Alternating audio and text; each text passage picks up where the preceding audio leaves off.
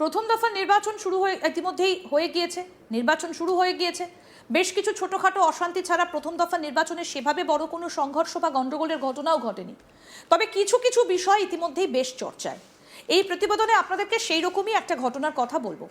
সিকিউরিটিবিহীন গাড়িতে নতুন ইভিএম নিয়ে ঘোরার অভিযোগ উঠল সেক্টর অফিসারের বিরুদ্ধে। কোচবিহার হলদিবাড়ি পৌরসভার 6 নম্বর ওয়ার্ডের বালাডাঙ্গা জুনিয়র বেসিক স্কুলের 140-141 নম্বর বুথের ঘটনার জেরে সেক্টর অফিসারকে আটকে রেখে বিক্ষোভ দেখায় বিজেপি।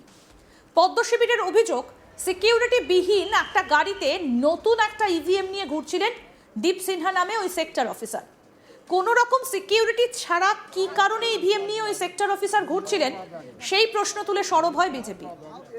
এরপরই বিজেপি কর্মী সমর্থকেরা ওই সেক্টর অফিসারকে আটকে রাখেন। বিজেপির প্রার্থী দধিরাম রায় কি বলছেন শুনবো। কি হয়েছিল ঘটনাটা মূলত? দেখুন, 141 নম্বর একটা বুথ। এই বুথে একটা ছোট 4 হুইলারে উইদাউট সিকিউরিটি ছাড়া ইভিএম নিয়ে ঘুরে বেড়াচ্ছে। আমাদের কার্যকর্তারা সেই গাড়িটাকে আটকানোর পরে আমরা দেখতে পারি সেই গাড়িতে ইভিএম উইদাউট সিকিউরিটি। সেই বিষয়ে আমরা এই গাড়ির সামনে আমরা এসেছি। এখন এখানে কয়েকজন অফিসার এসেছেন, তাদের সঙ্গে কথা হলো এবং আমরা এসডিও অফিসে আমরা এখন যাচ্ছি। সেখানে আমরা ইভিএমটাকে দেখব যে ওই ইভিএম মধ্যে ভোট দেওয়া আছে কিনা।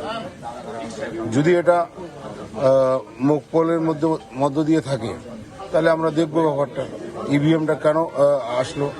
ওনারা যা যুক্তি দেখালেন যে এখন বাজে হচ্ছে 10:30 এই 10:30টার সময় একটা গাড়িতে ইভিএম নিয়ে উইদাউট সিকিউরিটিতে কিভাবে একটা প্রাইভেট কার না কি আমরা বুঝতে পারছি না।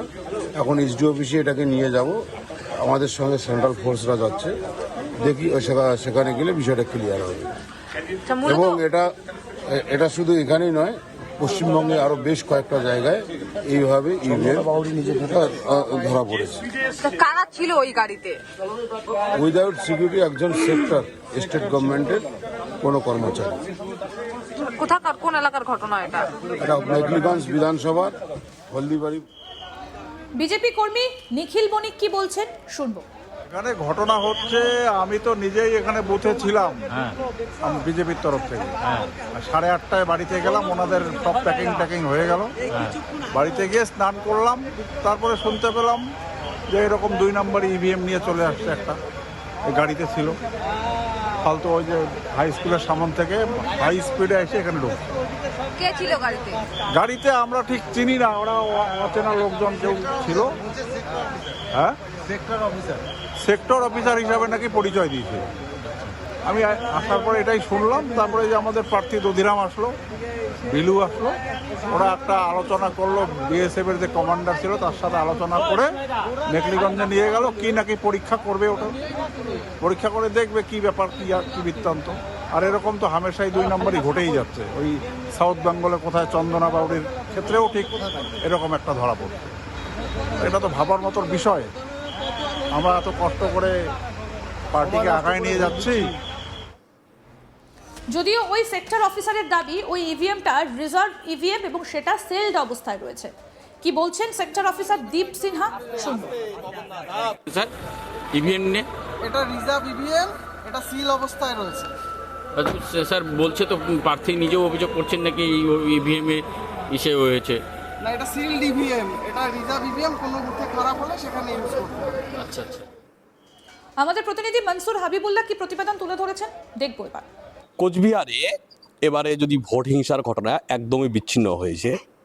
সিতাই বিধানসভায় একটি বিজেপি বুথ এজেন্টকে ছুরিকাঘাতের অভিযোগ এসেছিল। তাছাড়া কিন্তু সেই অর্থে ভোট হিংসা দেখাই গেল না। কিন্তু ভোট মেটার পরে রাত্রিবেলা মধ্যরাতে কিন্তু কোচবিহারের মেঘলিগঞ্জ বিধানসভার হলদিবাড়িতে উত্তেজনা দেখা দিয়েছে। ঠিক কী কারণে উত্তেজনা? বিজেপি অভিযোগ করেছে যে নিরাপত্তাহীন ছাড়া গাড়ির মধ্যে ইভিএম মেশিন নিয়ে ঘুরছেন সেক্টর অফিসার, আর সেক্টর অফিসারের গাড়িতে এরকম দ্বিতীয় ইভিএম দেখেই কিন্তু প্রশ্ন তুলেছেন তারা মনে করছেন যে ভোটের মধ্যে যে ভোট প্রসেস চলছে সেই প্রসেসের মধ্যে অন্যরকম অপপ্রয়োগের চেষ্টা চলছে। এই কারণে কিন্তু তারা প্রশ্ন তোলেন, ওই সেক্টর অফিসারের গাড়ি আটকিয়ে ইভিএম থাকা নিয়ে একাধিক প্রশ্ন তুলতে শুরু করেন। এই সেক্টর অফিসার তাদের জবাব দিয়ে দিয়েছেন। শেষে এই ঘটনার খবর পেয়ে দ্রুত পুলিশ এবং কেন্দ্রীয় বাহিনী এসে ঘটনাস্থলে হাজির হয় এবং পরবর্তীতে দুই পক্ষের মধ্যে কথাবার্তা হওয়ার পরে সেক্টর অফিসারের সঙ্গে নিয়ে চলে যায় নির্বাচন কমিশনের লোকেরা এবং বিজেপি যে প্রার্থী রয়েছেন বিধায়ক পদের জন্য দধিরাম রায়, তার নেতৃত্বেও কিন্তু বিজেপি কর্মীরা তাকে সেই সেক্টর অফিসার অনুসরণ করেন এবং পরবর্তীতে প্রশাসনের উপস্থিতিতে এবং এর মধ্যে এই পুরো ব্যবস্থা কিন্তু এই সমস্যা শুরু হয়।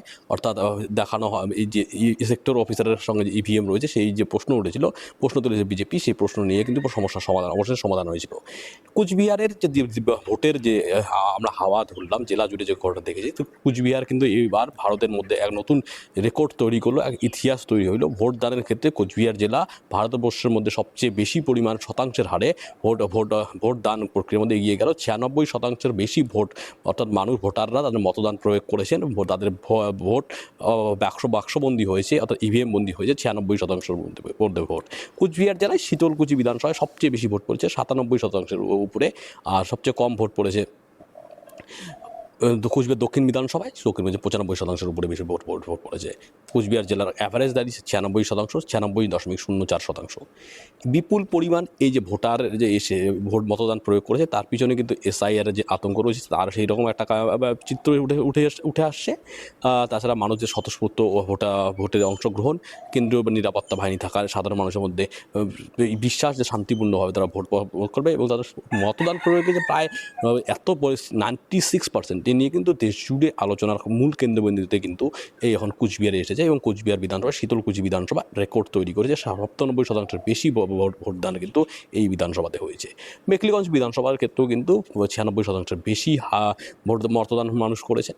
গ্রামের মানুষ, শহরের মানুষ সবাই কিন্তু ভোট করে রেখেছেন এবং লম্বা লাইন আমরা দেখেছি মালয়েশিয়া থেকে এক ভোটার ভোট দেওয়ার জন্য কিন্তু দিনহাটাতে এসে হাজির হয়েছেন। কোচবিহার জেলা জুড়ে এরকম ভোটের চিত্র, ভোটে কিন্তু হিংসার ঘটনা এবার হয়নি। নির্বাচন আসলেই কোচবিহারে যেখানে হিংসার কথা উঠেছিল সেই কিন্তু হিংসার হয়নি। নির্বাচন কমিশনের পক্ষ থেকে একাধিক কোচবিহার তৃণমূল নেতাকর্মীদের ভোটের দিনে গৃহবন্দী করার একটা পরিকল্পনা ছিল বলে তৃণমূল সূত্রে দাবি করেছিল। সেই কারণে তারা হাইকোর্টে যায় এবং হাইকোর্ট স্থগিতাদেশ দিয়েছেন। সেই স্থগিতাদেশ দেওয়ার পরেও কিন্তু নির্বাচন কমিশনের পক্ষ থেকে উদয়ন গুহ পরে অধিকারের বিরুদ্ধে কোনো সেই অর্থে ব্যবস্থা নেওয়া হয়নি, যদিও তারাও নির্বাচন কমিশনের সহযোগিতা করেছেন। তারাও ভোটের দিনে তাদের বিরুদ্ধে কোনো অভিযোগ ওঠেনি, কোনো বুথ জ্যামিংয়ের কোনো অভিযোগ ওঠেনি। তুফানগঞ্জ থেকে একটা অভিযোগ উঠেছিল, সেই অভিযোগ পাওয়ার পরে সঙ্গে সঙ্গে কিন্তু কেন্দ্রীয় বাহিনী দ্রুততার সঙ্গে ব্যবস্থা নেয় এবং শান্তিভাবে সাধারণ মানুষ ভোট দিয়েছেন। এবং দিনহাটা মহকুমার সিতাই বিধানসভার যে ঘটনা ঘটেছে সেই ঘটনাতে কিন্তু একাধিক গ্রেপ্তার হয়েছে বলে আমরা পুলিশ সূত্রে জানতে পেরেছি। সামগ্রিকভাবে কোচবিহার জেলা রয়েছে, সেই জেলার যে এবার বিধানসভা ভিত্তিতে যে নির্বাচন হলো সেই নির্বাচনের যে পরিবেশ ছিল কিন্তু সেখানে বলা যেতে পারে যে হিংসা নিবারণে 100 না পেলেও 90-এর উপরে মার্কস পেয়েছেন বলে সাধারণ মানুষ মতামত দিয়েছে নির্বাচন কমিশনকে শান্তিপূর্ণ অবাধ নির্বাচন করতে। এবার নির্বাচন কমিশন নির্বাচন করা নিয়ে তাদের মতামত পেয়ে গেছেন জনসাধারণের কাছ থেকে। এবার ভাগ্য বন্দী হয়ে রয়েছে যে প্রার্থীদের, সেই প্রার্থী তালিকায় কে কতটি আসন জয়লাভ করে এই নিয়ে কিন্তু জোর আলোচনা চলছে। আরও আপডেট পেতে দেখতে থাকুন আজ তাক বাংলা। সাবস্ক্রাইব করুন, নোটিফিকেশন পেতে বেল বাটন অপশন প্রেস করুন।